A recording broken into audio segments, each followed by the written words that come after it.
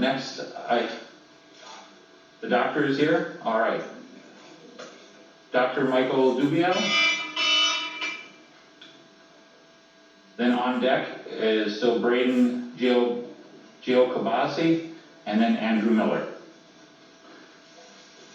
Dr. Dubio, I apologize, we took that little break there and I hadn't read who was on deck, so people might have got a little far away, so appreciate your forbearance. Welcome to the Senate Oversight Committee. You have 3 minutes.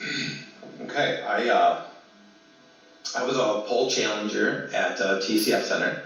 I worked 10 p.m. to 5 a.m. I saw a few things, and I tried to make several statements to several different organizations, and I had nobody really follow up with me. Or when I did get a statement back from my affidavit, it was different from what I had spoke over the phone. A few things that I saw. Right off the bat, I saw table supervisors distinguished with the emblem on the chest, wearing political statements.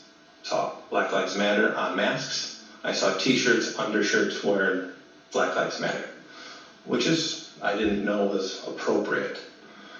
The table I worked at, I saw several ballots that I challenged. One, when through the process, the scanning of the ballot, the computer popped up a little box that said duplicate ballot already processed. I challenged that. I saw a ballot that was opened up that was completely blank, front and back.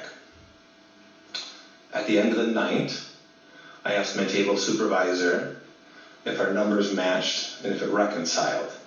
She said it did. And then she told me, we decided to take the ballots that were challenged, the provisional ballots, and they will be tabulated. She told me the tabulator ultimately uncovers errors with ballots, that they would be spoiled by the tabulator. And I thought that was interesting. And I asked her again, and she assured me the tabulator would correct the error. And that's interesting because when I gave that statement over the phone, that was never put in my affidavit. And I have yet to make an affidavit because I tried to give it to a couple of people and nobody's followed up with me. Or if they followed up with me, it was inaccurate information. 1 minute left. Okay. And to me, that's a big deal. I also saw the ballots being dropped off about, 3:30, 4 o'clock in the morning. I was actually standing next to the lead attorney, and we were all talking about why are these ballots showing up as late as they did. I thought that was interesting. Those are the main things that I saw. When I first arrived, this was interesting as well. I was wearing a mask, and I was fidgeting with it because it was itchy. There was a gentleman who was a table supervisor. Again, he had the emblem on his breast. He basically called me a bioterrorist. Basically said I was killing people in the middle of a pandemic, and he was going to kick me out if I continued to itch my face because I was wearing an itchy mask. And I kept on trying to ask him, does everybody have to have this standard of wearing a mask?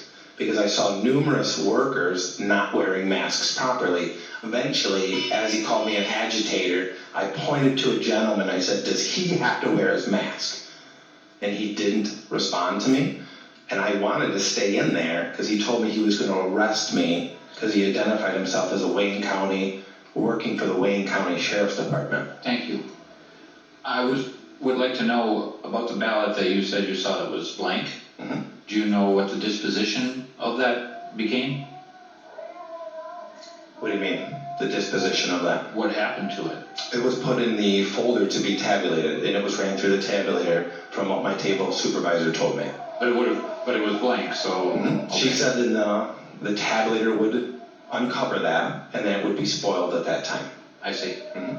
And then there was another ballot that you challenged specifically? Absolutely, because when they scanned it, the little window came up on the computer. It said duplicate already processed. So what happened with that? So they initially put it into the provisional ballot folder like they should have. Okay. And I thought that was great. I was like, awesome, we got a process that's working here.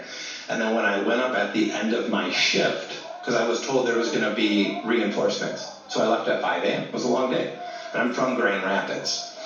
She told me that all of the ballots in the provisional folder would be taken out and put into the folder to be tabulated because the tabulator would uncover the error.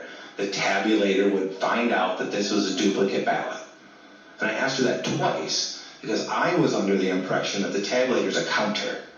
So I asked her, how will the tabulator uncover that? She told me and she assured me the tabulator would uncover the error. Okay. All right. Any other members have a question? Senator Santana, please. Thank you, Chairman. You mentioned that some of the people had on shirts that said black people matter, right? Or what? Black lives matter. Yeah. Okay. Did anybody have on a shirt that said vote for this person, vote for that person? Not that I was aware of. Okay, thank you, Sheriff. But distinguished on the face masks, and it was, I want to make this clear, it was underneath the t-shirt of the table supervisors. It wasn't outward, it was underneath the t-shirt that they were wearing. I understand. Chairman. Thank you. With all due respect, I mean, there's a sign right here that says black votes for Trump. So, I mean... I don't believe that there is a statute that prohibits the wearing of non-political candidate shirts. So now on to Senator Tice, please. Thank you very much. So thank you for your testimony today. I have a question about, you said between 3:34, you said that there were ballots that came in late. Can you tell me what it is specifically that you saw that came in? Were you outside and you watched the truck and you watched them unload, or were you inside and watched them bring in the ballots? What was your... Well, I was inside the TCF Center, and I watched them bring ballots in on carts, boxes of ballots. So they were like open boxes where you could see the ballots in? Or Yeah, so they were no different than the ones that were already there. And then what they did is they put them out, and so there was a center raised stage, and then they had tables off to the side. And they would put the ballots off where they were already picking up the ballots, how they were doing normal business, right? I was under the impression that all of those should have been segregated and separated. Well, they weren't. They were put right up there, and then the person or the people that were running the election process basically encouraged the table supervisors in the tables to come up and get work. That's how they were describing it. Come up and get work. Come up and get work. So those ballots, they were running ballots. Thank you. Senator Tice, did you have more questions? Or? Just one more. Did you have any idea how many there were, or do you have any way of knowing? Yeah, so the attorney that was there, or the counsel that was there, we were all trying to take a rough estimate, and it looked like there was maybe 60 boxes of those ballots, and in each one of those sleeves or boxes or whatever, there could have been hundreds of ballots. So we're thinking maybe several thousand, tens of thousands. I'm not sure the exact number. Because who knows how stuffed they were, who knows. But I definitely saw those ballots come in, absolutely. Thank you. Yeah, thank Do you. you have any idea where anybody say where all this came from? No. All right. And I left my table to go over there because I was curious about that. Okay. Senator Lucido?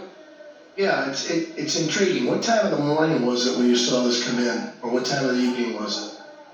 Like I said, 3-ish, 4 in that window. In the afternoon?